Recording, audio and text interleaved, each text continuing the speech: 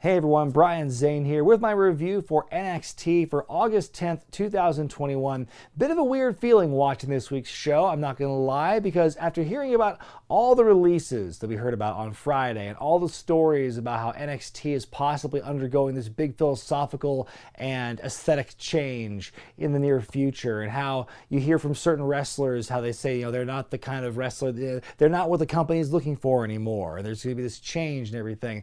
It just feels like NXT is going to look and feel very different in the next couple of months, if not the next few weeks. I think whatever changes that are being rumored right now are going to come sooner than later. And I guess how it's all going to go down and how it might integrate with the main roster, and if it will do that in a way that it didn't before, we'll have to wait and see what the fallout to these big seismic shifts in what NXT is right now and what they're going through.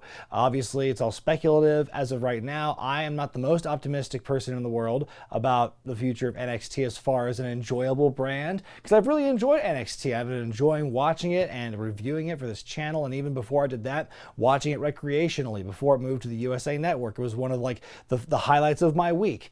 So I hope that NXT isn't ruined. There's a lot of doom and gloom about the brand, and I definitely understand that. Like I said, I'm not that optimistic and hopeful that whatever change is going to be necessarily a good one.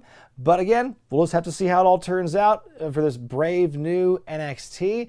Like I mentioned on the podcast last week when the news broke, I hope that everyone who was released last week can get back on their feet and everyone has success outside of WWE. And with that out of the way, I guess we can go on with the show itself. Like what you like, don't be a dick. So Ember Moon is not medically cleared to compete against Trey tonight, and so her replacement opponent is Dakota, the number one contender to the Women's Championship, and someone who lost to Ilya on Main Event this week, by the way. That's a nice little push for her there. So anyway, she's the replacement. She's on the mic before the match, and she has a message for Raquel Gonzalez saying that she's nobody's sidekick. The match itself is pretty good. It's given a fair amount of time, and like Saray, I gotta say that running dropkick she does when the opponent's laying up against the bottom rope looks devastating every single time. She knocks Dakota down with some kicks in the corner, but kind of playing possum is Dakota, because in the end she shrugs it off and just chases after her into the corner, hits her big running side kick for the win, and then she goes to do it again after the bell. But then Raquel Gonzalez, who we saw her enter the building a couple of minutes earlier, she makes the save here and chases Dakota out of the ring. She says all Dakota had to do for a title opportunity was ask for one. We've heard that line before from the former best friend and everything. So we hear it again here, and she says a takeover, she's going to tear Dakota's head off. And so there you go, a good win for Dakota Kai. Again, it's just weird that they would have her do a main roster show like Main Event and have her lose a match when you're trying to build someone up. I guess, again, there's that lack of communication and that lack of synergy between main roster and NXT, which we are currently experiencing in real time in other brands as well. We get a recap of last week's Love Her or Lose Her match, and then we find out that Indi and Dexter Lumis are about to go on their first date. But wait, what? Wasn't there a whole match last week with the stipulation that they specifically could not go on a date if Dexter lost, which he did? And look, we all saw what we saw last week, and yes, it was a happy moment and everything. Love conquers all, but come on, man, rules are rules. What the hell is this? That being said, we get our standard, trilogy, our 3-act piece of skits involving The Way and Dexter Lumis and everything. Johnny Gargano does explain in this skit, well, gosh, she's so in love with him, we just have to make it work for the family. Okay, that's a bit of a cop-out for what we saw last week, but I guess they're going to make it work. And, this is probably the strongest of the 3 bits we see on the night for this skit, where they're getting ready and everything. Dexter shows up with the bouquet of black roses, and Indi's putting her makeup on, and Candice asks, do you have protection? And Indi's like, I'm a former NXT Women's Tag Team Champion. I don't need a protection. That was a golden line. I love that stuff. And then parts 2 and 3 are hijinks city, because the whole thing at the end of part 1 is Johnny and Candice saying, oh, we got to follow them and spy on them and see what they're doing. And so parts 2 and 3, Indi and Dexter are at the restaurant, and in part 2, Indi catches Candice LeRae poorly concealed behind a menu with a walkie-talkie, trying to spy on them. And then in part 3, a very poorly disguised Johnny Johnny Gargano as the waiter with a cake for them. But then, like, when the jig is up, he tries to take the cake away, and like in the fight, he smashes it in Dexter's face. And then Johnny flees, and Indi and Dexter lean in for a kiss, and Indi blocks the camera lens. Like, you know, for all the different 3-act skit segments we've seen NXT do for the last year or so, like mostly involving the Way, but also involving people like LA Knight and Cameron Grimes, for example, this one felt kind of the weakest to me. There were a couple of good, like, just bits in there. Like, I love how they get around Dexter not talking, so it's like Indi will talk to him as if like she's joining or kind of responding to something he said, like, oh, you're such a laugh riot, such a jokester. That stuff was pretty funny. And Johnny in the bad waiter disguise was good for like a single laugh. You know, as far as like the ones we've seen with the Way before, you know what, honestly, the missing element, Austin Theory. Where was Austin for this bit? I think him being involved in this would have helped improve the enjoyment of this. Back to the main show, we see Hit Row cutting a promo from inside what looks to be the ring truck with a flaming barrel inside, and they talk about Legado del Fantasma, and Swerve says that when Santos pulled Swerve's grill out of his mouth, he disrespected him, disrespected the culture, and so forth. Then he grabs this luchador mask and throws it into the fire in the barrel and everything, which gets some audible boos from the audience, like, hey, you know, Legado del Fantasma, they're heels and we like you guys, but don't you burn that luchador mask. So anyway, I thought it was an interesting visual for this promo. Then we see Ilja Dragunov make his CWC debut. He's the man challenging Walter for the NXT UK title at TakeOver 36. He cuts a promo and says that he will bring chaos and rage and that he will defeat an unbeatable kingdom when he defeats Walter and becomes the new champion. Out comes Pete Dunne, who basically takes credit for Dragunov's very existence and says that if it wasn't for him laying the foundation for NXT UK, then Dragunov would be nothing. Ilya says he's given his all to be where he is now. A lot of fighting spirit stuff invoked in his promo here. He says he's going to do at TakeOver what Pete Dunne could never do, and that's beat Walter. And then he challenges Pete to a match later tonight, and Pete accepts, and I'm very excited for that one. We're backstage with LA Knight, who's being interviewed, and he throws Cameron Grimes under the bus for the tag team loss last week. Browbeats Cameron some more here, grabs the $1 million title, which is sitting conspicuously close to a Sonic drink cup. Very sneaky promotion they got with Sonic this week, folks. It's very subtle if you can't tell what they're talking about. And then we go to a match with LA Knight taking on Andre Chase. LA beats him in about 30 seconds with the BFT. He makes Cameron get on one knee to shine his boots again, but then out comes the $1 Million Man, Ted DiBiase, who mumbles and stumbles his way through a promo. I don't know if somebody just woke him from his nap or what, but DiBiase, even at 1.5 speed, which I was watching it at, was hard to watch. I don't know if he forgot his lines or what happened there. Basically saying, Cameron, it's not, you know, this isn't who you are. You're destined to be more than a butler. You should be a champion. You should fight LA Knight for the title again. So LA on the mic repeatedly says that he's already beaten Cameron twice, doesn't need to prove anything, and then immediately just kind of is goaded in by Ted to fight him one more time at TakeOver. But he says that if he wins for a third time, then Ted himself must become the new butler, and Ted accepts the challenge, much to Cameron Grimes' protesting, and so that's not for TakeOver. I like that the $1 million title is being like defended, and it's in a position of value, and wrestlers want to fight for it. It feels like a lot more so than, say, like when the Ringmaster had it back in the day. And if you compare it to, like, if we're talking about vanity championships to try to push a specific wrestler or drive a specific storyline, think of how often, or how rarely I should say, the FTW title's been defended on AEW since Taz brought it back.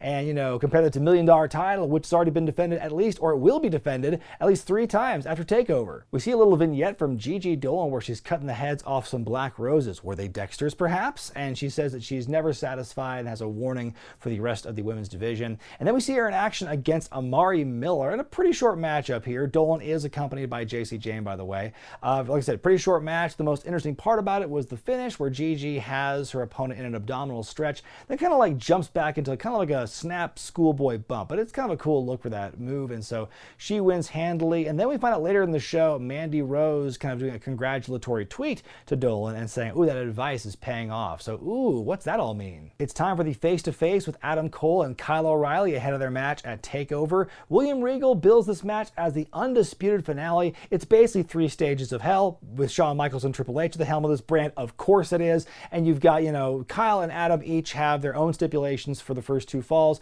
and if it comes to a 3rd fall, the 3rd one is Regal's choice. Kyle's pick for the first fall, the stipulation, is just going to be a traditional match because he says beating Adam straight up in a match with a pinfall or a submission would hurt his ego and hurt his self-being more than a chair shot ever could. And then Adam basically retorts by saying that you're delusional for thinking you're as good or a better a wrestler than me. And so Adam's choice is going to be a street fight for the 2nd fall, and he says very confidently, don't worry about what Regal picks because we're not going to get that far. Sure we won't, Adam. Kyle says he no longer cares what he has to do to put Adam down for good and that he's really dangerous now because of it. Cole calls him a moron and says he lacks killer instinct. Kyle takes the jacket off, there's some shoving, they come to blows, then security breaks it up, and William Regal announces that the 3rd and deciding fall, if it comes to that, will be War Game. I'm just kidding. Steel cage. It's a steel cage match for the 3rd and deciding fall. And wouldn't it be funny though if it just doesn't get to the 3rd fall as somebody wins 2 in a row for a match like this? Like, oh, okay, there's actually no drama. There's no rubber. Okay. We see Timothy Thatcher and Tommaso Ciampa in their traditional dark room, and Ciampa calls out Ridge Holland for what he did to them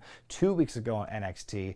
Ciampa says that he and Thatcher are all that is good and just and decent and pure in wrestling and NXT. Like, okay. And so he wants to challenge Ridge Holland to a match, but then Thatcher cuts him off, and T-Thatch says he wants to be the first to get a shot at Ridge Holland, and so that match appears to be on at some point in the future. And then we see the beginning of an Imperium promo package, but it's like hijacked by that band of misfits, MSK, who, holy shit, I forgot they were the tag team champions. Why aren't they on television? They basically just kind of call out Imperium and other tag teams saying that they're fighting champions and everything. And then it cuts out with more Imperium footage with like an MSK logo like spray painted onto it and everything. It is very reminiscent of like kind of like DX for a new generation, MSK.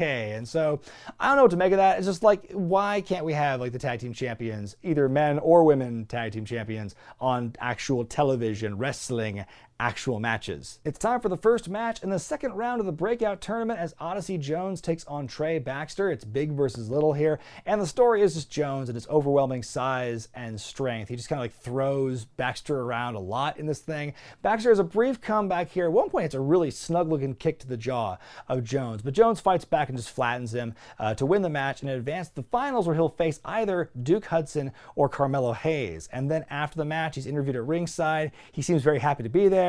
He says woo a lot, and he says hi mom. He's just full of pep. Kushida and Malcolm Bivens are seen leaving William Regal's office, and Malcolm gives his business cards to the 2 very tall security guys outside the door. Regal pops out and announces that next week Kushida will defend the Cruiserweight title against the Diamond Mine's Roderick Strong. And say, whatever happened to Tyler Rust in the Diamond Mine, folks? No further questions. And then we see Boa making his, I'm pretty sure, his in-ring debut in NXT.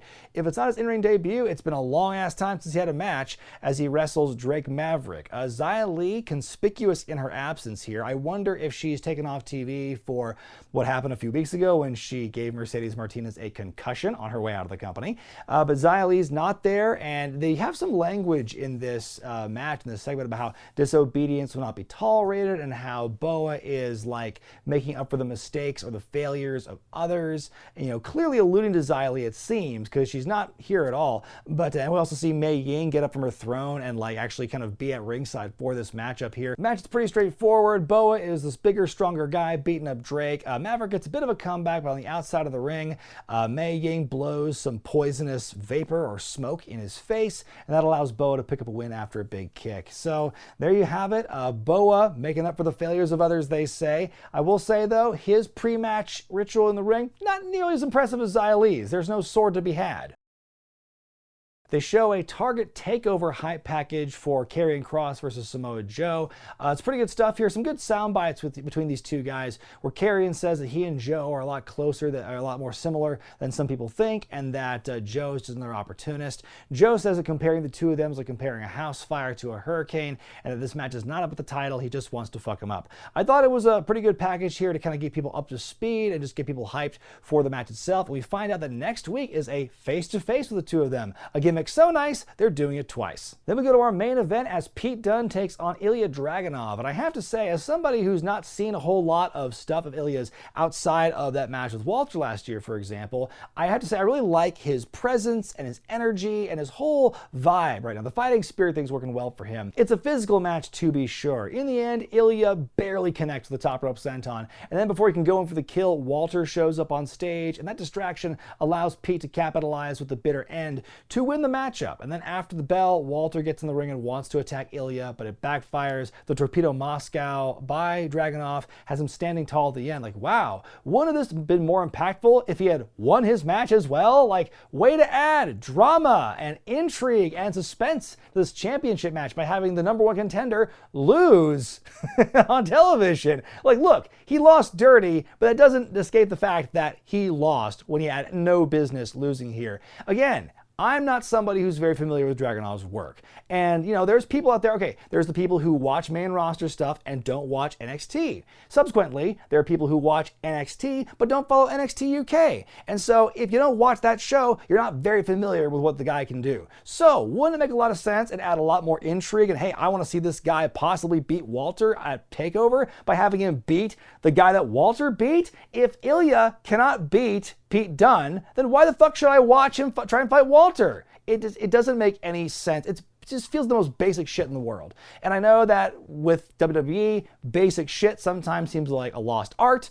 but that's the one takeaway I had. That took the wind out of my sails for this show. Like, I was totally on board with this match, and then like Ilya lost. And again, it was a dirty loss. Like, Pete had to like capitalize on a distraction to win, but that shouldn't have even happened. My grade for this week's NXT is a C-. And man, I was not feeling this week's episode. And I don't know if it was the looming fear of NXT's future casting a cloud over my judgment perhaps, or it just felt like people were spinning their wheels until TakeOver. We didn't get a lot of like wow moments on this show, if any. I think honestly also the finish to the main event really soured my opinion on the whole show, honestly. There were pieces of the puzzle that were entertaining, or parts within parts of the show that I enjoyed. But on the whole, this was just a really flat show for me. I can't put my finger on it. They showed a lot of different elements and characters, which I like, but it felt like a lot of that exposure we saw of those characters felt kind of lacking in my opinion. But what did you think of NXT this week, folks? Let me know in the comments section below. The AEW Dynamite review will return as normally scheduled on Wednesday night. But until then,